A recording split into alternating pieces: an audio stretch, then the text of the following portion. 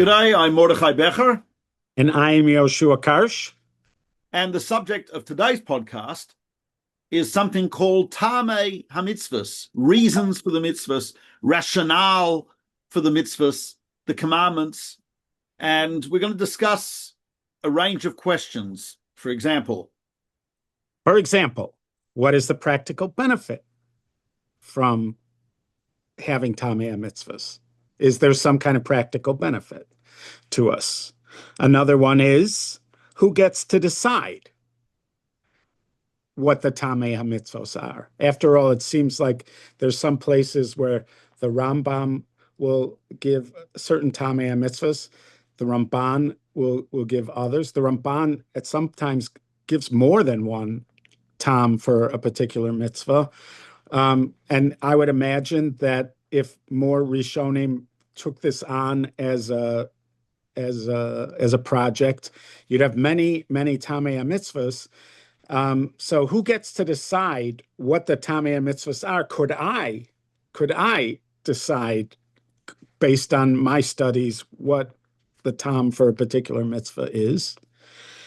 And then also the Ramban and you were just telling me that, the Ramban's quoting the Rambam, that every mitzvah has a tam, and there are some that very few people know. Like, for instance, Paraduma, only Moshe Rabbeinu knows the tam for that mitzvah. There are others where very few people might know them. Why is it important that every mitzvah have a tam? Why is that something emphasized, that every mitzvah has some kind of tam? So those are some of my questions. Right. Yeah, they're all great questions, and it's so I guess let's begin with do the mitzvot have reasons? Do the mitzvahs have reasons? So the Rambam in Guide for the Perplexed and the Ramban in his commentary on Chumash both agree that every mitzvah has a reason. They may not be accessible to everyone. Some may be accessible to only the elite few, the 10 or so people who listen to our podcast, right? The elite of the intellect. Yes. But all of them have a mitzvahs, and all of them have a reason. And the Rambam argues that it must be so, because to ascribe to God, the infinite creator, the all-knowing, omniscient, wise, perfect creator, that he does something, he commands something without a reason, just arbitrary, doesn't make sense. You would not ascribe to a person with an intellect that they would do things without reason.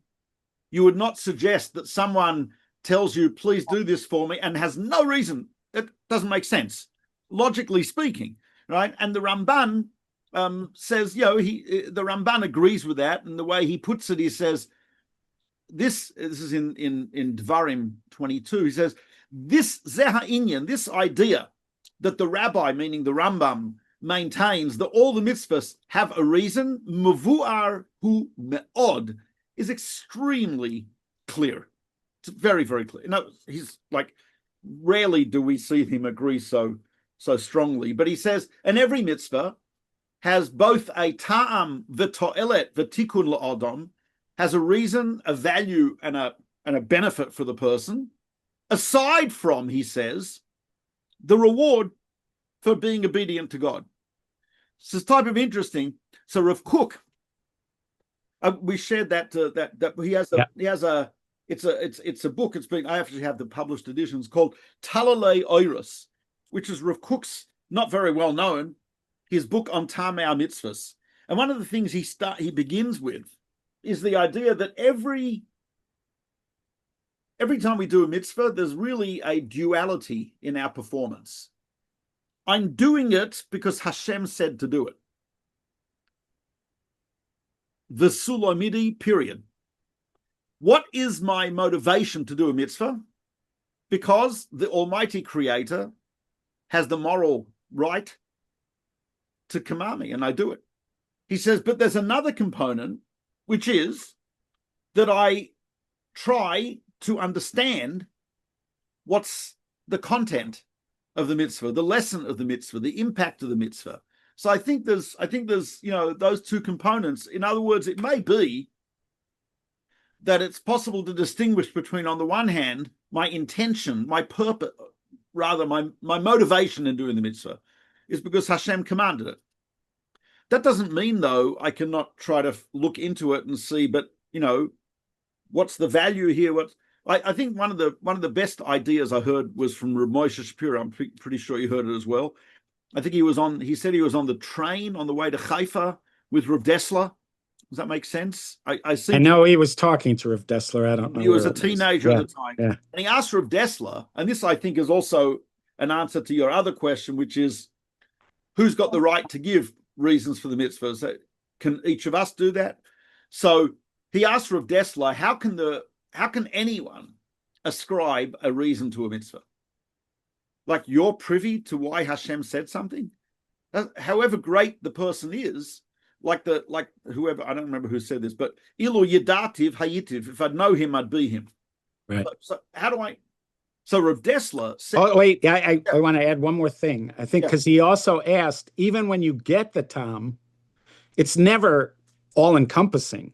Correct. Like, because let's say the tefillin, so the tefillin on your head are perhaps so that you could focus on the contents of the tefillin and help you focus your mind, direct your thoughts towards Hashem in a particular way. That doesn't explain why they're black. It doesn't explain why they're leather. It doesn't explain, all these other things. It just tends to explain one piece of it. Yeah. Although there are commentaries who do discuss why they're square. Rav Hirsch says square is always a human artificial shape. He says, in fact, we call the tefillin batim because I'm supposed to take natural, like leather, and build it into a structure that contains within it the laws of God and the spirit of the Torah. And hence it's square, which is the quintessential artificial human shape, as opposed to natural shapes, which are usually rounded. Nice. Right.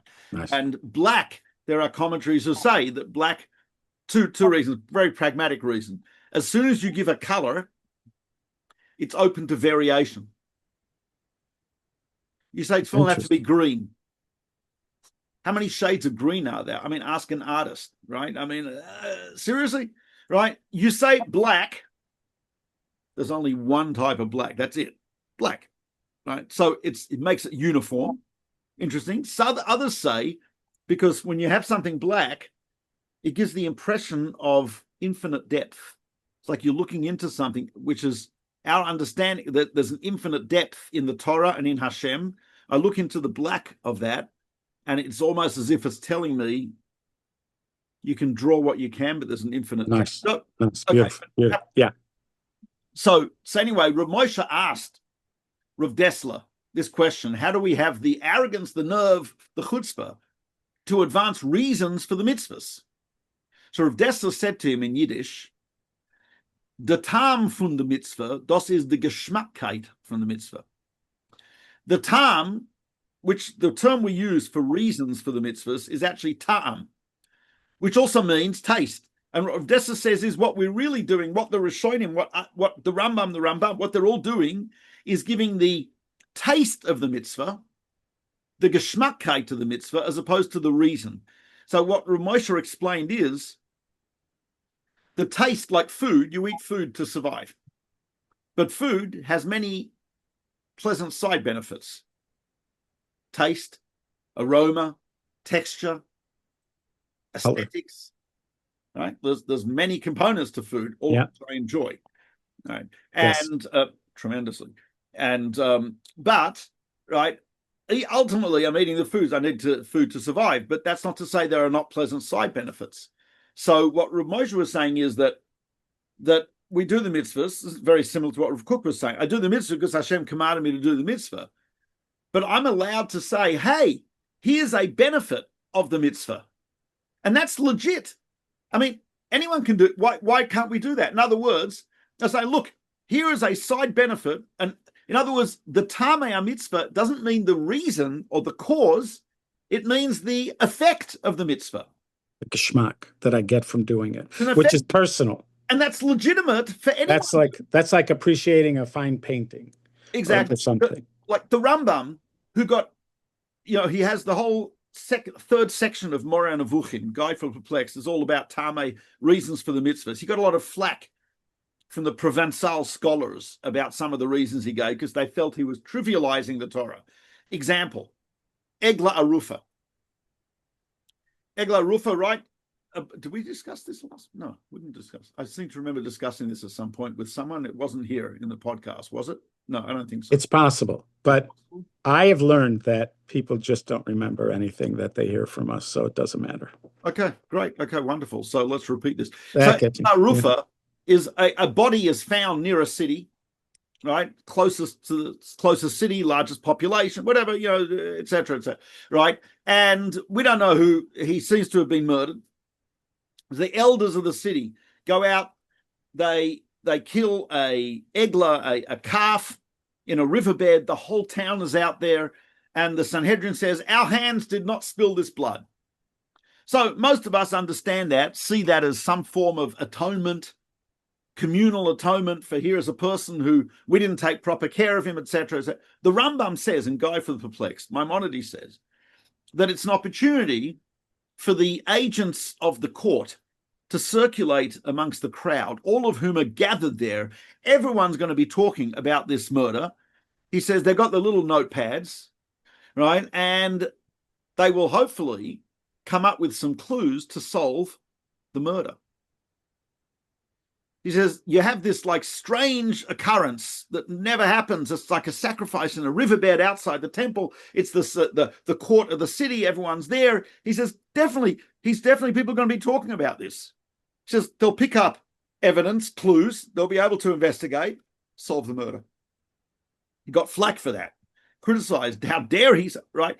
But because it sounds so pedestrian. Exactly. But I think if you understand it like Rav Dessler said, what's the Rambam telling us? He's saying one of the effects of it is this. Is that not true? Why can't we say that? Right? In other words, it might be an impact. Example, Shabbos. The Torah tells us Shabbos is Exodus, creation. Right?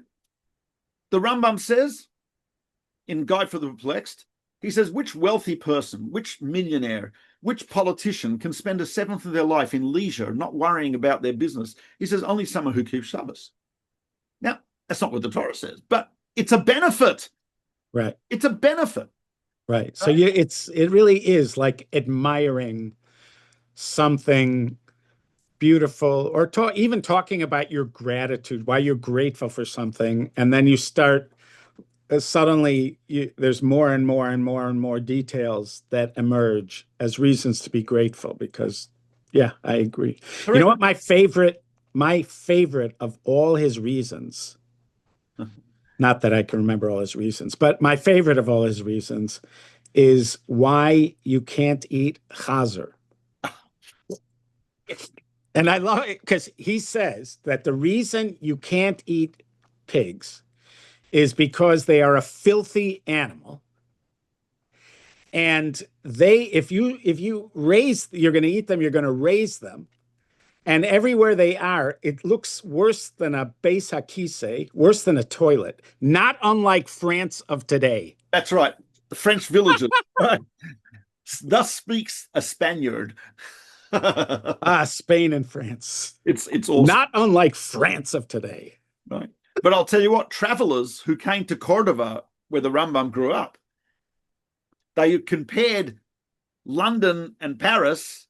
They said are slums, sewer-filled, filthy slums compared to Cordova, compared to Granada, compared to Spain. So there you go. Yes, it is. It is actually one of my favorites as well. Yes. So there's also, in terms of the value, and by the way, changing socioeconomic and geopolitical circumstances may bring to our awareness a new term of the mitzvah. Right? You might say, example. Today that we are, and I was just turning off the ringer on my phone, which is why I was distracted. But yes, how distracting our phones, from conversation, from relationships, from everything, right? If you know what, if Shabbos was just there for the purpose of giving us 25 hours without cell phones, without social media, without internet, etc., that in itself, I think, is sufficient reason to justify it. I have a student, not really a student, someone I know who came to a class. Is not actually a student, okay, right? But he was organizing retreats for tech executives in California, and the basis of the retreat was they go out into the countryside. There'd be no technology, no social media, no phones, nothing for 24 hours. Basically, he would charge them money for keeping Shabbos. Okay, right. You think of it nowadays, I think there'd be if the Rambam was writing today, would he not write that one of the values of Shabbos is right? You're sitting there at the table, you're talking to each other, and no phone, right? Not only that, but when you walk around a neighborhood, as opposed to driving to different scents, you meet people, you schmooze with people, you get some level of exercise minimum, but wow, right? So I think that there is a treasure house of Taamei Mitzvos in the Rav Dessler sense, yeah, that we can keep discovering. You know, I remember I was at I had this weird experience. I used to be a member of a board of, I don't know, I could be, still am, I just haven't heard from them for a long time, an Orthodox Jewish environmental organization, a group of like religious tree huggers, which I do sympathize with. Yeah. And I actually did, someone actually saw me hugging a tree because I had a tree out the front, and a truck driver had broken off a branch. And I remembered I was working on a kibbutz a long time ago. And when they break branches off an olive tree or something, they paint it with a special paint to prevent bugs. Actually, it's mentioned in the Mishnah in Shvius, right? They painted it with like tar to prevent insects from getting in. So I bought the special paint, right? And I actually had to hug the tree in order to paint the branch. And someone saw me and said, you actually are a tree hugger. So anyway, background. So they had the United Nations had they invited a whole bunch of clergy from different religions to a meeting on at the Environmental Council. So as a member of that organization, I was invited. So there were imams, and there were Protestant priests and Catholic priests, and there were pastors, Lutheran pastors, and Buddhists, and Hindus, and Jews, right? And it was type of interesting because one of the things I pointed out, someone had suggested we should have a once a year, everyone should walk, no cars. I mean, you think about it, that would huge reduction in carbon emissions if everyone, right? New York, for example, would. So I said we do that every 7 days. Someone said we tried that once, didn't work. I said we do that every 7 days. Religious Jews don't use their cars 1 day out of 7. So no carbon emissions, right? It's white, right? So I mean, maybe the cholent may contribute to global warming. I'm not sure. Not methane gas, though. Okay. Eating the cholent could contribute to methane gas. Yeah, we don't want to be sensitive.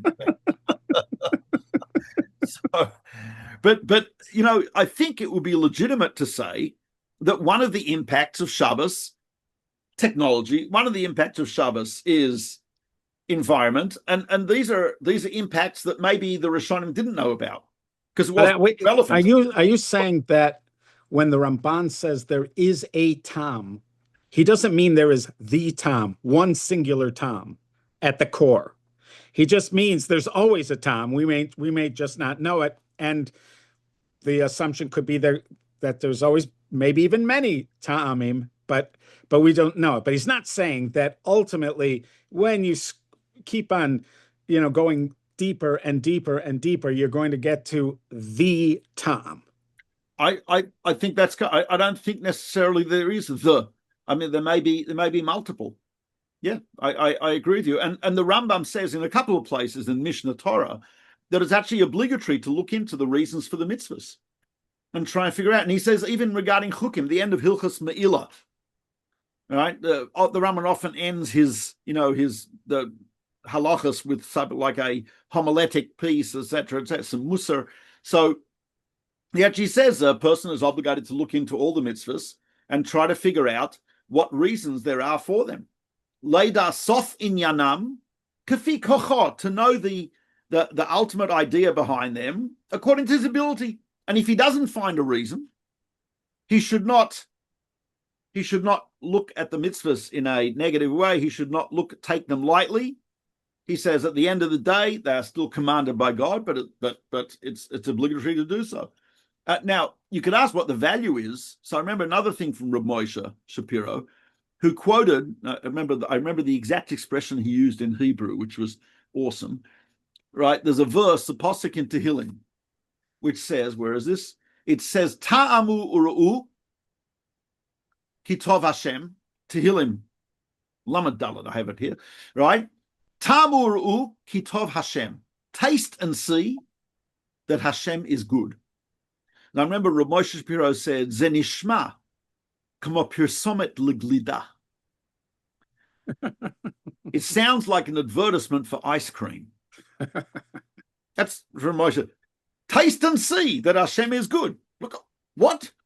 What is that? Yeah, I mean, I remember those words coming out of his mouth. I'm like, trying to control myself from laughing, right? But it sounds like an advertisement for ice cream.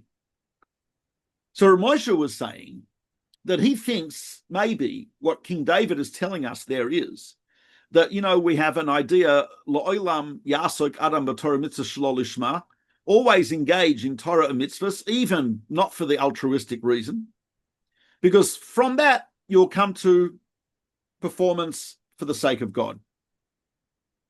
So he was saying that maybe what David HaMelech is encouraging us to do is to find the Tam HaMitzvah, find the Geschmackkeit as a motivational factor in doing the mitzvah. And then you'll see that Hashem is intrinsically good, and I don't need the reason, so to speak. Right? It could be, it's sort of a lo lishma. It's a motivational idea, right? Uh-huh. And let's face it, right? If the doctor tells me you need to do whatever it is, X, Y, and Z, and I say, could you explain why? Right? He's an Israeli doctor. He says, no, get out. Right. So there's no offense to Israeli doctors. Actually, I just made a statement about Israel. Bedside manner, they're excellent doctors. Bedside manner is not one of their, and explaining to the patient why you're doing something. Right. I've had some experiences. On the other hand, if the doctor says, well, this particular exercise, what it will do is this and this and this, right? Or this particular medication will do this, and that the impact is, I think I'll be more motivated to do the exercise, to take the medication, than if the doctor says, just listen to me. I went to medical school. You don't know anything. Just do it. Right? Do you think that's easy? Right? Why not? Right? Now, I think in education, when should we give kids reasons for doing things? I don't know. You tell your kid, brush your teeth. So at a certain age, you can't explain it to them.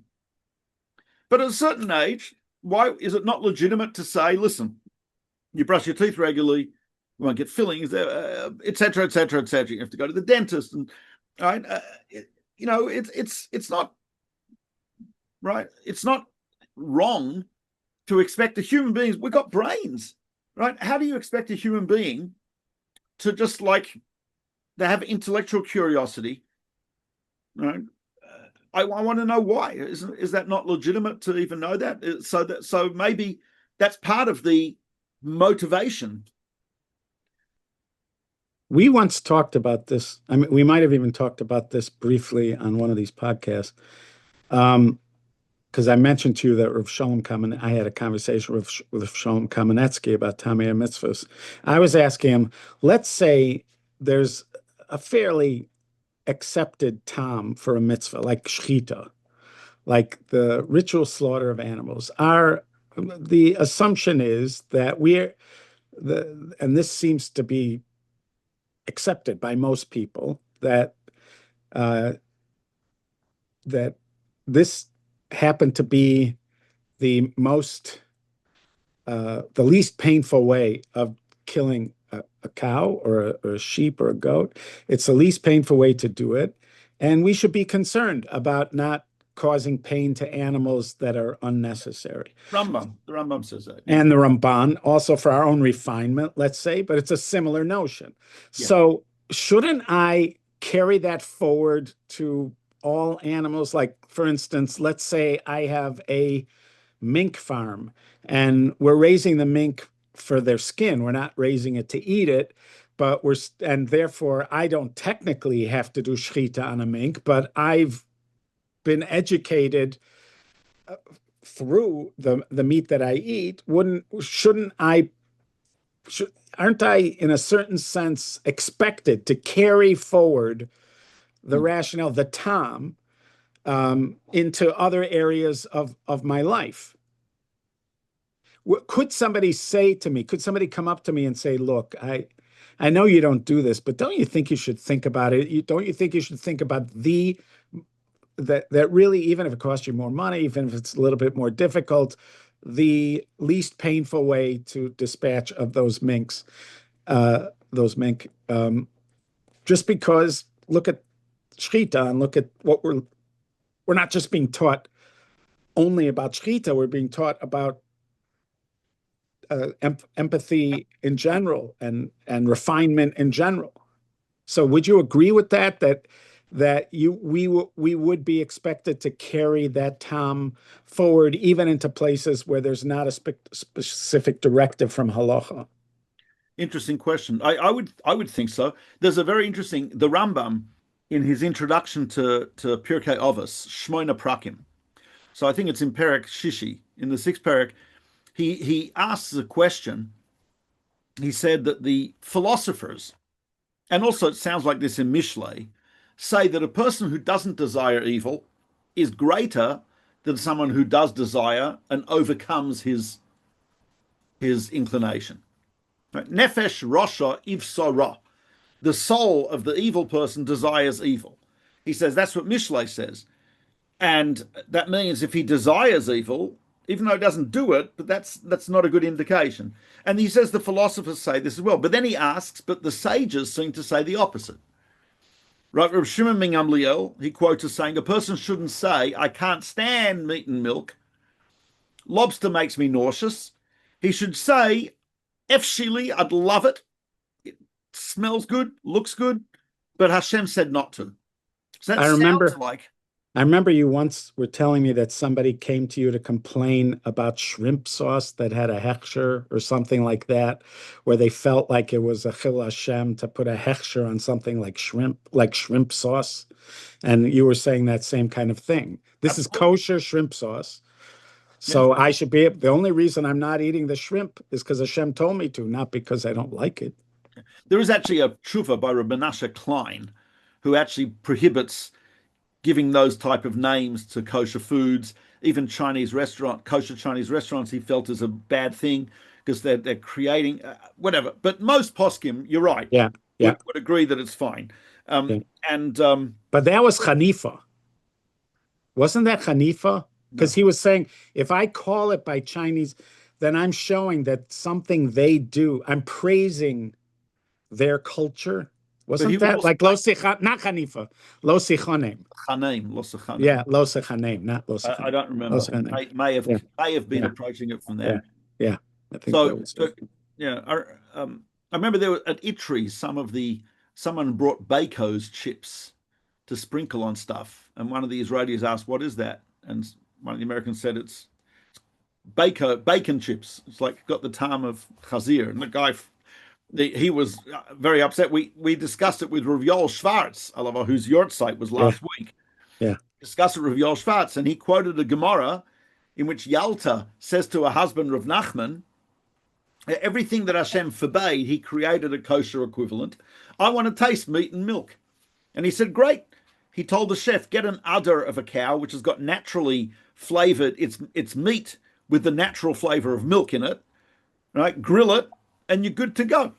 So he says, you see that it's okay. It's not. But anyway, the Rambam Yeah. says a person Yeah. should say, I'd like it, but Hashem said not to.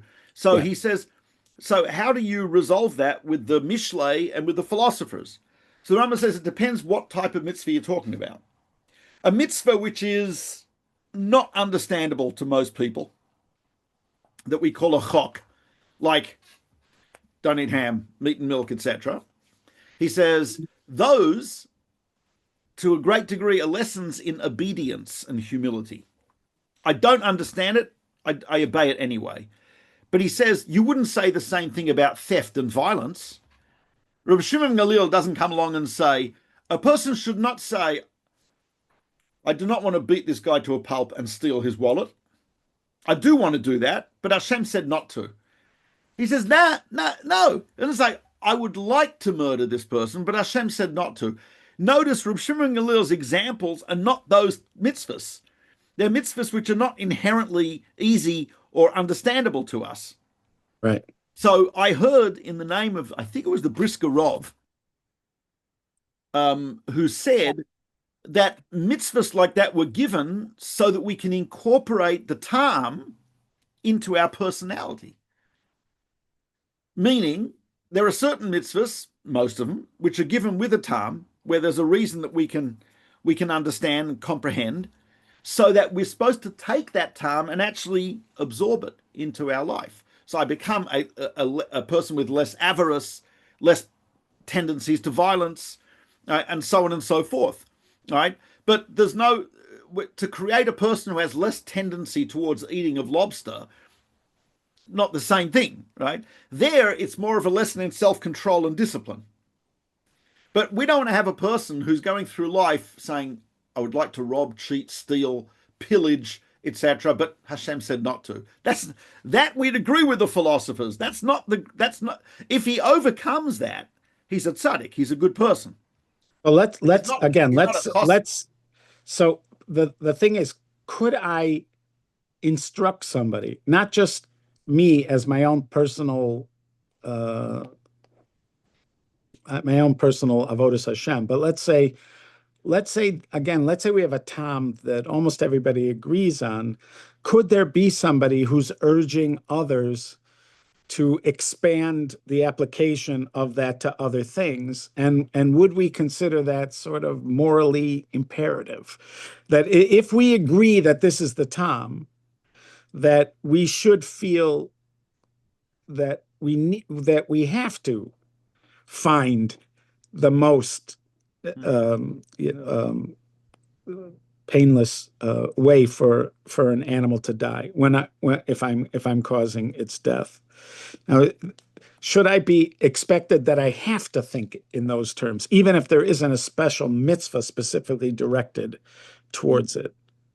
I think three possible arguments for extension of the tam. Okay. Number one, the Torah tells us, the famous Ramban in beginning of Parashas Kedoshim, the Ramban says the Torah forbids certain foods, the Torah forbids certain types of sexual relationships, but the Torah doesn't say beyond that how much to eat, how much to indulge, etc. He says that is left to the person. So I think, isn't that a case where we're supposed to take the idea of kedusha and extend it? Yeah. Yeah. That's that, and there's three examples of that the Ramban gives. Number one is in that area. The other one is in financial. The Torah tells us this is prohibited, that's obligatory, etc. But then it gives a general catch-all: va'asisa hayoshar v'hatov, do that which is upright and good. Don't we derive that from a general understanding of the mitzvahs and to move towards that area, right? And apply that? That would seem to be a case, the catch-all, you've got the specifics and then the catch-all, right? I forgot the other example he has. The Ramban has one more example of that. But also, for example, the last mitzvah in the Torah, which is to write a Torah scroll. We all have to write a Torah scroll. So, as you know, the Rosh and other Rishonim, there are Rishonim, and this is actually in the Shulchan Aruch, says that if you wrote a Torah scroll, you're not really fulfilling the mitzvah because no one studies from a Torah scroll today. So that means if I spent, I don't know, $60,000 on a Torah scroll, there are poskim who say I haven't done the mitzvah because you don't learn from the Torah scroll. If I buy a copy of Gateway to Judaism, on the other hand, Where can you get it? Amazon, Jewish bookstores, Art Scroll website, then you actually have fulfilled the mitzvah for $29 as opposed to $60,000. Is that 29 flat or is that 29? $9.99, I think it was. Okay. Anyway, but that's amazing. So anyway, the Lubavitcher Rebbe, and that is a tam. That's really applying the tam. Exactly. Lubavitcher Rebbe says in one of his sichos, he says the reason is because the Torah itself gives you the reason. The Torah says, right, write for yourself this song, teach it to the Jewish people, Lomdos B'nai Yisrael, Sima B'fi, and place it in their mouths. He says, so if you wrote it, but the rest of it was not fulfilled, you're not fulfilling the Tam. The Tam obligates me to write and buy books from which we learn and teach. One more example I heard from Rav Shlomo Fisher. It's in there's a mitzvah prohibition. Don't bring an animal as a korban under 8 days old. All right? This is explicit in the Torah. Right? Right? From the 8th day onward, it will be accepted. And so you cannot bring an animal as a sacrifice and offering in the Beit HaMikdash and basically in the temple under 8 days old. Fine. Why? The Gemara says because it could be it's a nafel, it could be it's not a viable birth. You don't really know it's a viable birth until 8 days old. If it survives 8 days, that means it was a full-term pregnancy on the part of the animal. It's not a nafel. How would you translate nafel? I guess a non-viable fetus. Miscarriage. Or whatever. Yeah. Yeah. So you know if it survives 8 days, fine. So now here's the question. Let's say you've tracked the pregnancy of this animal. You know 100% it's a full-term pregnancy. Can you bring the animal as an offering under 8 days? So we rule, no, you cannot. This goes into the whole argument about Dorshan Taamei Kra or not, right? Which we didn't get into, but we probably should. But that might be connected. Dorshan Taamei Kra to Taamei and Mitzvos. I think it might be connected. Okay. So there's a question. The Gemara has a huge argument, debate of Dorshan Taamei Kra. Can you expound? But it's misunderstood. It doesn't mean they're not arguing about whether or not I can try to figure out or should try to figure out a reason for a mitzvah. Everyone agrees that's fine. What they're arguing about is if I've figured out the reason, does that affect the practical halachic application of that mitzvah based on the reason I figured out? And that like what the Rush said sounds like he's been Dorshan Taamei Kra. Exactly, and that the Lubavitcher Rebbe's bothered by. Because we don't seem to agree. So he says, yeah, but when the Torah explicitly gives you the reason, that's a different story. You're not fulfilling it if you only do part that, right? But when it comes to so clearly in halacha, we paskin generally that ein dorshin taamei kra, meaning you cannot use your reasoning to modify the mitzvah. So that means even if I track the pregnancy of the cow and figured out that this fetus or this is not a miscarriage, it's a viable calf, I still can't bring it under 8 days old. Okay. But the Rambam says, and this is we actually have, what about if you track the pregnancy of the cow and now I want to eat the calf, not bring it as an offering, I want to eat it. Can you shech the calf under 8 days old? Now, there's a prohibition against eating the calf under 8 days old, because if it's a nafel, if it's a miscarriage, not viable, is considered treif. But what happens if I track the pregnancy? I know for sure, malolo chadoshov, it's a complete pregnancy. So there the Rambam says you can't eat it. So the Mishnah Lamelech, this is I think in Isurei Mizbeach, right? The Mishnah Lamelech asks, why is it you can't bring it as a korban under 8 days old, even though you know it's a full-term pregnancy, whereas you can eat it under 8 days old, even though because you know it's a full-term pregnancy? What's the difference? He said the difference is this: the Torah explicitly says, "Don't bring it under 8 days old as a korban." How do we know you don't eat it under 8 days old? Because the reason of that korban, what's the reasoning of not bringing it under 8 days? Because it might be a nafel. That same reasoning prohibits me from eating it under 8 days old. The whole prohibition of eating an animal under 8 days old is derived from the tam, the reason of not to bring it as a korban, not to bring it as a sacrifice. But he says, if the whole reason for the prohibition in eating, not bringing it as a korban, is only from the tam, then guess what? The tam also can be a leniency. Because I can say, if I track the pregnancy and I know it's a full-term pregnancy, bingo, I can't bring it as a korban, but I can eat it under 8 days old.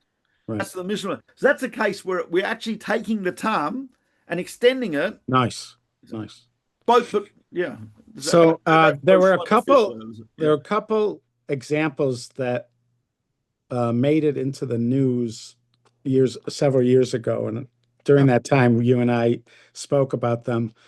But one of them was there was a video that had been released from an undercover PETA. He was people for the ethical treatment of animals. He was an undercover working at agri-processors, or what was Rubashkin at the time, and he had video of what a shechita of a cow looked like, and it was a very terrible to watch. I mean, it was the animal was thrashing around and looked like it was alive for minutes after the shechita had already been done.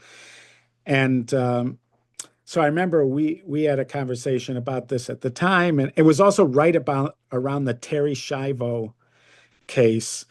And in the Terry Schiavo case, this was parents at odds with a husband. The daughter, who is the wife of this man, was declared brain dead, and the husband wanted her taken off the breathing tubes or whatever, off of life support. The parents did not want her to be taken off life support, and they kept on arguing that you can just look at her and you can see she's there, that she's aware, she's not brain dead, whatever they say. And people were arguing at the time that it may not look to you like that. They may look alive, but that's not happening through the brain. That's happening through the central nervous system, and it's not an indication of awareness at all or life. So I remember we were talking about it, and I was saying that you could show this thing, but it's just like, on the one hand, they're going to say with Terry Schiavo that no, this person's not alive, but with this animal, which is flaying around, who's clearly had everything severed, that somehow it's alive. But we both were talking about the general conditions there. Even if you can explain away technically that this is not really we're not explaining it away. Right. The animals, those reactions, the brain has been severed from yes. I didn't mean explain away. I didn't mean to make it sound like it's not true. I'm saying it's really the corneal reflexes which would be an indication, but and they cease extremely quickly after shechita. So supposedly what happened eventually was factory farming and all of that is cruel. Right. So the question was, should we be extending this tam, which is to be empathetic to the welfare of the animal, should we be extending it broadly? Because eventually they did. I think there's a guy from Toronto who bought it.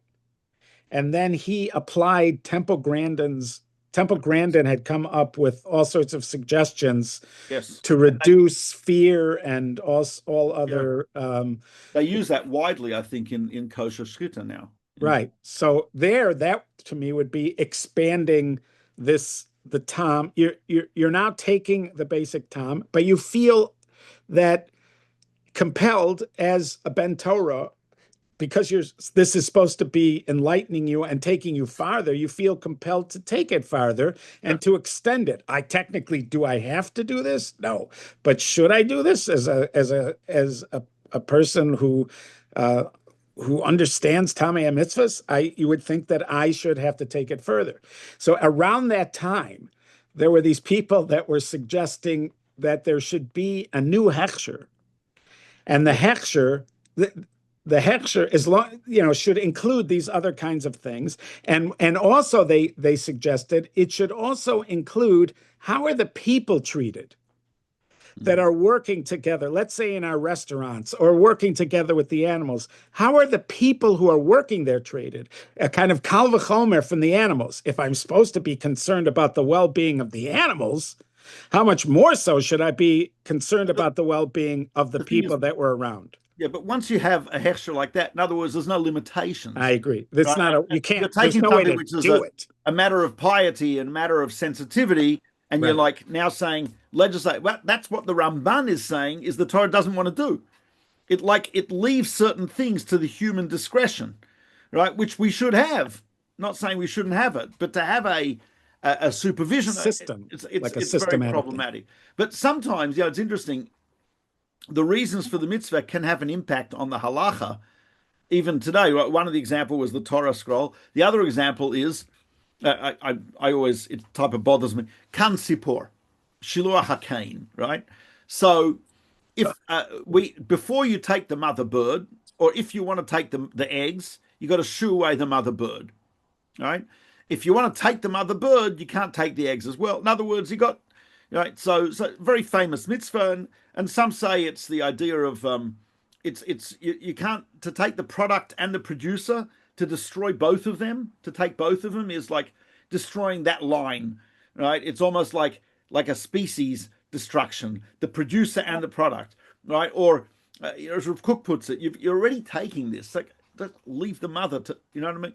So others say, yeah, the Ramban, it's achzarius, there's a certain sense of cruelty, like eating meat and milk together, right? The product that supplies life. I once did it. Flesh. It did not feel like I was being merciful to the mother. She flies away. First of all, she flies away and she can still see what you're doing. She's not flying away so far away so she doesn't watch you. Right. Yeah, that reason just didn't sit well. Others say it's like, because if the mother hovers over the eggs, you're taking, by grabbing the mother too, you're taking advantage of her motherly instinct by taking the eggs. Got it. So, and it's killing the product and the producer. So there's a lot of cruelty. Understand? Yeah. But there's an argument amongst halachic authorities. Let's say I'm hiking and I see a bird's nest. I don't want the eggs. No desire. Yeah. But I say to myself, hey, it's a mitzvah. So there's a huge argument amongst the Achronim, Chavos Yoyer and the Chasas Sofer and others. Should you do it? Now, I know a bird which is unfortunate enough to nest in Monsey, there will be a bus service from New Square, right, bringing thousands of chazin. There's someone setting up a ladder. They're charging up, right.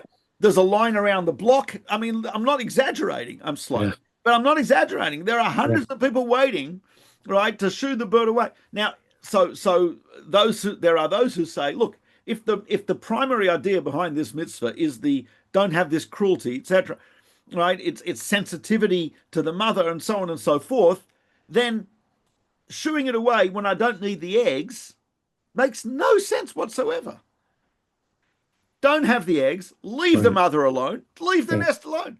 If, however, you believe, as the Mukubalim, the Kabbalists do, shooing away the mother bird actually is to encourage her to cry out for her children, hence arousing the divine presence to cry for her children, the Jewish people.